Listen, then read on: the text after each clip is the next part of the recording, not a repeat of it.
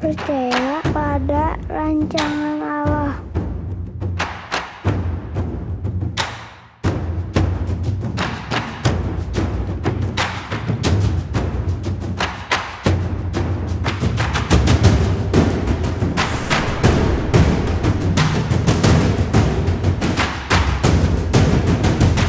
Nanti dulu, saya dulu yang masuk.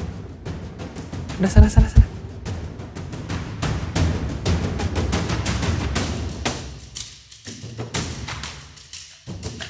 Hai Sweety Kids, Cornerstone Kids, dimanapun kalian berada.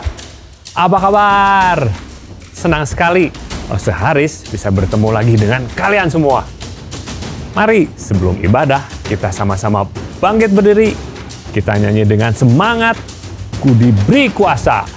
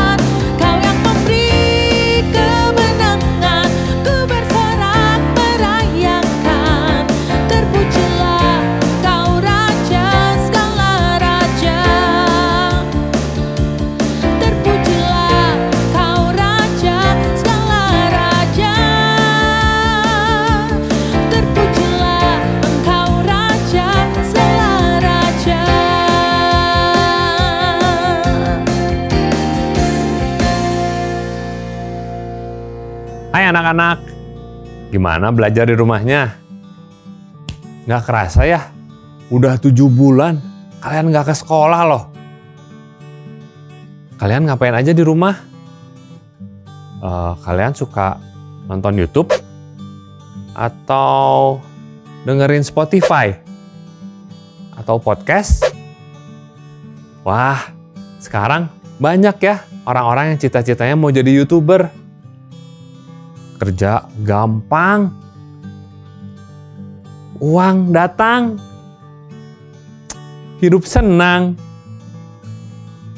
Tapi nggak semua orang punya talenta seperti itu ya. Masing-masing pasti Tuhan berikan unik. Pede aja lagi. Hah? Kenapa? Ada yang nggak pede. Itu ada yang bilang, "Dah aku mah apa atuh ya?" Eits, kalau gitu, Lause mau ajak kalian melihat. Ada tokoh Alkitab yang mengalami hal yang sama loh. Yuk kita lihat kisahnya. Allah yang setia pada umat pilihannya telah memenuhi janjinya, membawa bangsa Israel masuk ke tanah Kanaan melalui kepemimpinan Yosua. Setelah Yosua mati, orang Israel mulai tidak mematuhi Allah. Orang Israel selalu kembali pada pola yang sama, yaitu melakukan apa yang jahat di mata Tuhan. Apa artinya ya? Dalam perjanjian lama, jahat di mata Tuhan yaitu tidak taat kepada Allah, menyembah berhala. Lalu Allah menghukum mereka atas dosa-dosa mereka. Kemudian mereka berseru minta tolong kepada Allah. Hal ini terus-menerus berulang. Allah menghukum bangsa Israel, namun Ia tidak meninggalkan umat pilihannya. Allah mengangkat hakim-hakim untuk melepaskan orang Israel dari musuh-musuh mereka. Hakim-hakim dalam Alkitab tidak seperti hakim dalam persidangan hukum. Hakim dalam perjanjian lama yaitu pemimpin yang Allah angkat pada waktu itu untuk melepaskan bangsa Israel dari serangan musuh.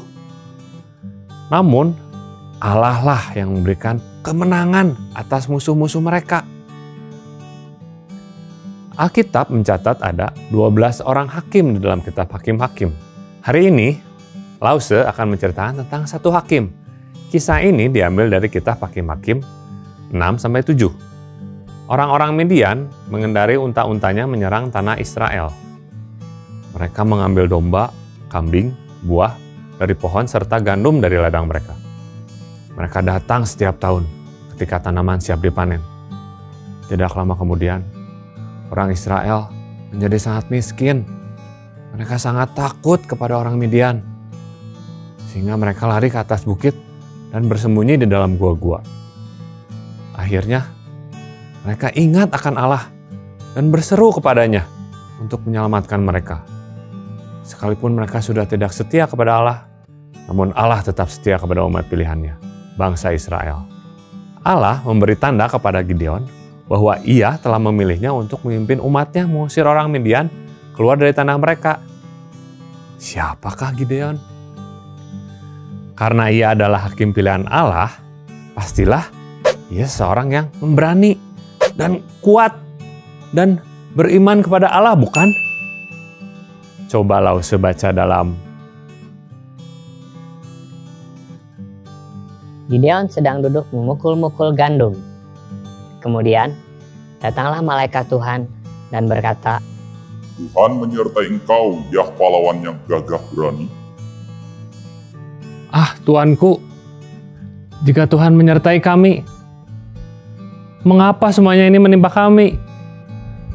Bukankah Tuhan telah menuntun kami keluar dari Mesir? Tetapi sekarang Tuhan sudah membuang kami dan menyerahkan kami ke cengkeraman bangsa Midian.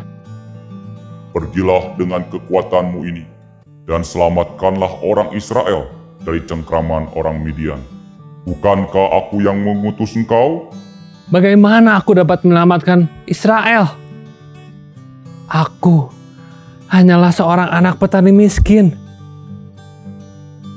Aku tidak dapat memimpin sebuah pasukan. Tapi akulah yang menyertai engkau. Sebab itu, engkau akan memukul kalah orang Midian itu sampai habis. Berikanlah kepadaku tanda. Kemudian Gideon menyiapkan makanan di sebuah batu.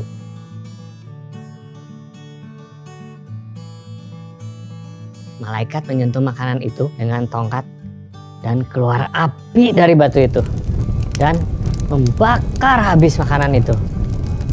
Gideon menjadi ketakutan setelah mengetahui bahwa Allah lah yang berbicara padanya. Allah memilih dan memanggil Gideon untuk membebaskan bangsa Israel. Allah menyertai Gideon dan menyebutnya pahlawan yang gagah berani. Allah memberi Gideon kekuatan dan kuasa, meskipun Gideon belum menyadarinya. Namun sekarang Gideon mau percaya dan taat pada perintah Allah. Begitu pula pada saat Allah memerintahkan Gideon untuk menghancurkan berhala yang dibuat oleh ayahnya, Yoas. Sekalipun Gideon takut, tapi Gideon percaya bahwa Allah ingin ia menyelamatkan keluarga dan orang Israel, agar mereka semua kembali menyembah kepada Allah saja. Orang Midian menyeberangi sungai Yordan dan membangun perkemahan di Kanaan. Gideon meniup sangkakala dan memanggil orang-orang untuk bergabung dengan pasukannya. Ribuan orang datang, tetapi Gideon menjadi takut. Dia tahu dia tidak dapat memimpin pasukan, kecuali Allah menyertainya. Malam itu Gideon berdoa minta tanda dari Allah. Jika engkau mau menyelamatkan orang Israel dengan perantaranku, seperti yang kau firmankan, maka berilah aku tanda.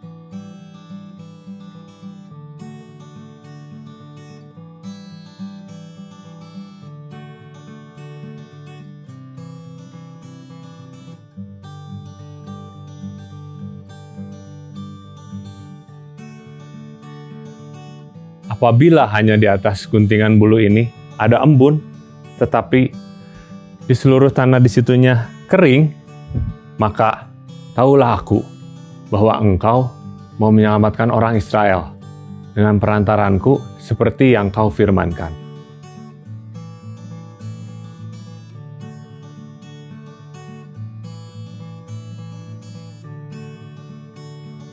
Keesokan harinya, tanah tetap kering, tetapi bulu domba begitu basah.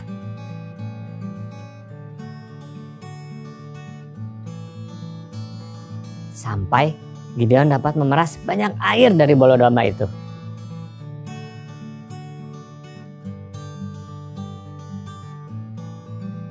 Apakah Gideon sudah yakin Allah menginginkannya untuk memimpin umatnya? Ternyata belum. Malam itu dia meletakkan bulu domba itu lagi dan minta Allah melakukan sebaliknya.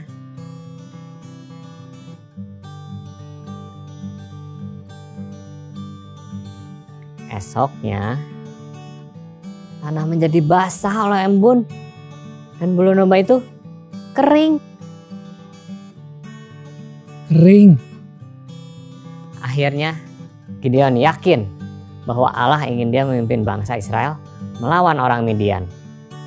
Aku percaya. Gideon dan pasukannya mendirikan perkemahan di dekat kemah orang Midian. Lalu Allah berkata, "Terlalu banyak pasukan yang bersama-sama dengan engkau. Jangan-jangan orang Israel memegahkan diri. Katakanlah kepada mereka, siapa yang takut dan gentar, pulanglah." Maka pulanglah 22.000 orang pasukan bangsa Israel, hingga cuma sisa 10.000 orang yang bersama dengan Gideon. Lalu Allah berkata lagi, "Masih terlalu banyak." Gideon melakukan apa yang Allah perintahkan. Allah memberitahu Gideon untuk membawa pasukannya minum air. Orang-orang yang minum air dengan cara meminumnya langsung dari sungai harus pulang ke perkemahan. Dan orang yang minum dengan cara mengambil air dengan tangannya, maka orang-orang itulah yang akan berperang bersama Gideon. Wah, apa yang Allah sedang rencanakan ya? Pasukan Midian jumlahnya kan begitu banyak. Sedangkan pasukan Gideon yang tersisa cuma 300 orang. Ternyata Tuhan ingin bangsa Israel mengetahui bahwa Allah lah yang telah menyelamatkan mereka.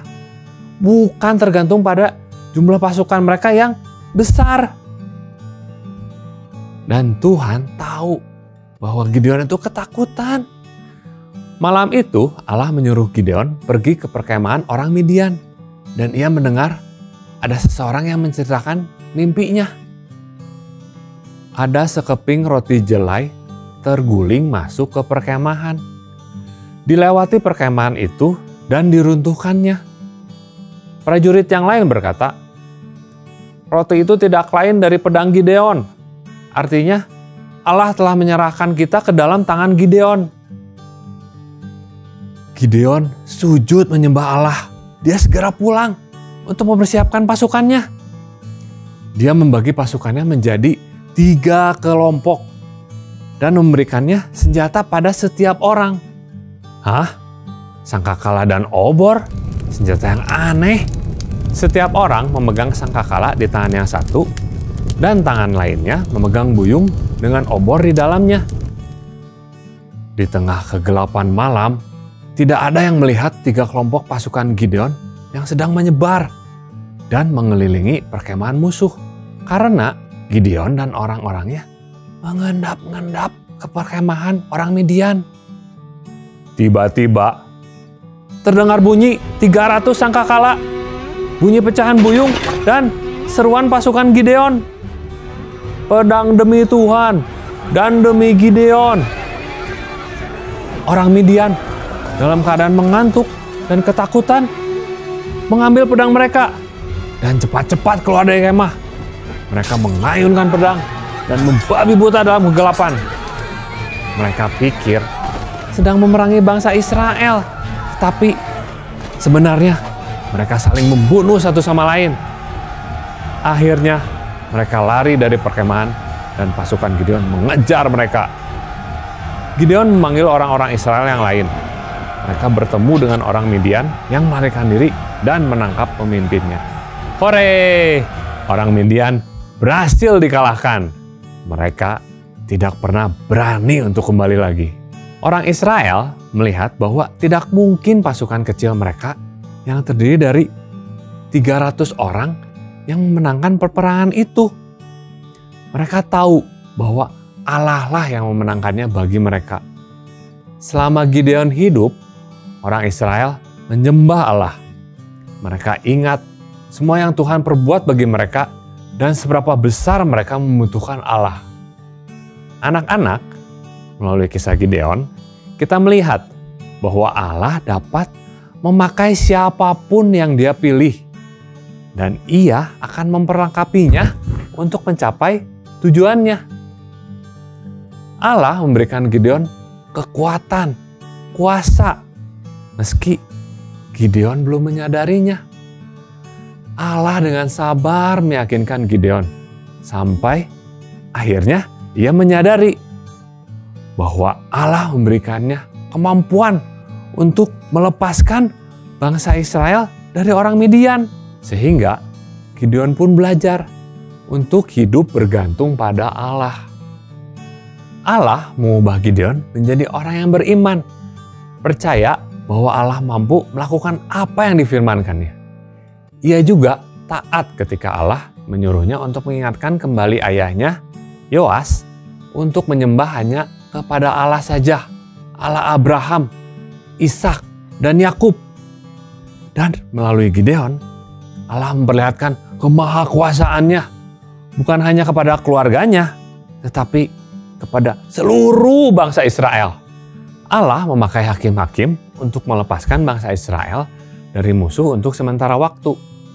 Tetapi hakim-hakim juga adalah orang berdosa. Jadi mereka tidak dapat menyelamatkan manusia dari dosa. Hanya Yesus yang mampu menebus dosa-dosa kita. Oleh sebab itulah kita harus percaya dan bergantung sepenuhnya kepada Dia. Kita juga harus percaya seperti Gideon. Percaya bahwa Tuhan merancang hidup setiap kita indah untuk dipakai bagi kemuliaan-Nya.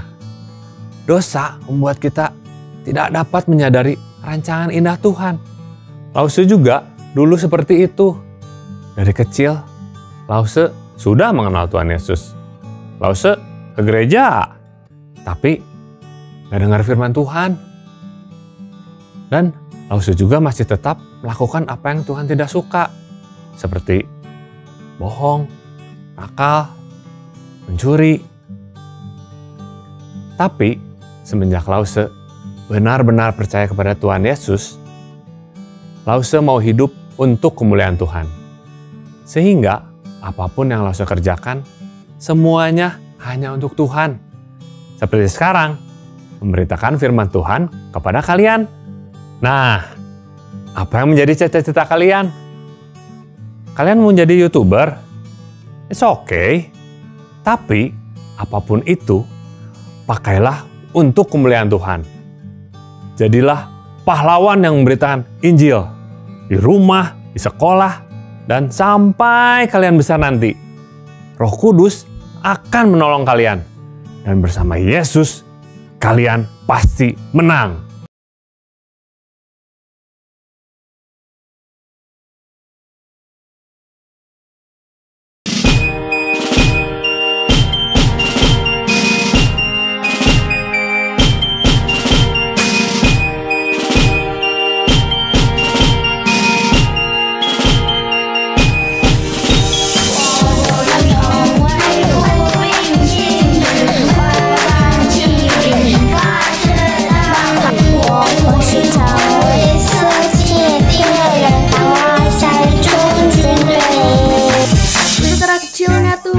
Siap kalau dibutuhkan, tapi tanpa senapan.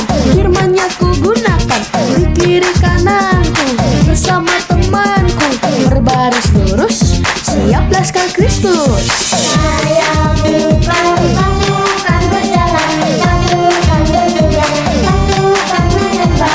Saya tidak menembak musuh, tapi saya iblis datang menyerang, ku bunyikan genderang, lawan dengan firman, menang dengan iman. Di kiri kananku bersama temanku berbaris lurus, siap laskar Kristus.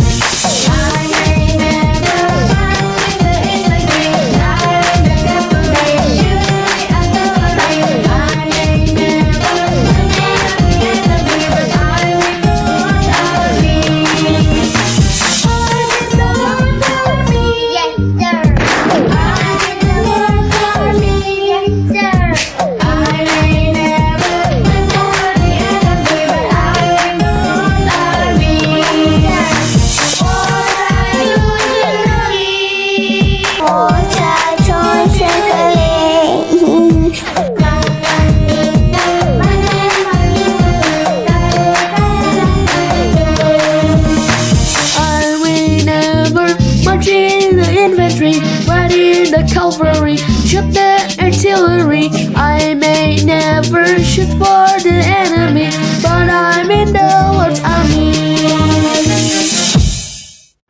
Mari kita sama-sama baca ayat hafalan hari ini ya.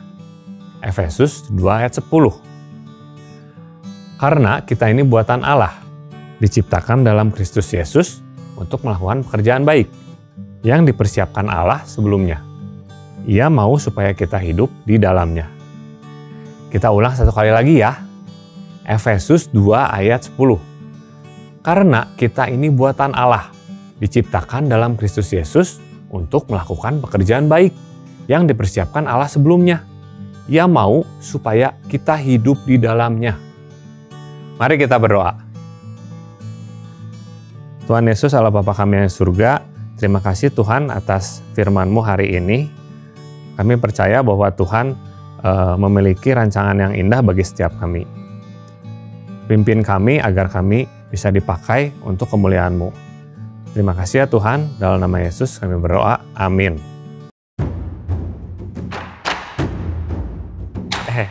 Sorry. Silakan. Sampai jumpa pahlawan kecil dimanapun kalian berada. Ingat, Tuhan Yesus pasti punya rancangan yang indah untuk kalian. Jadilah saksi Kristus. Tuhan Yesus beserta kalian.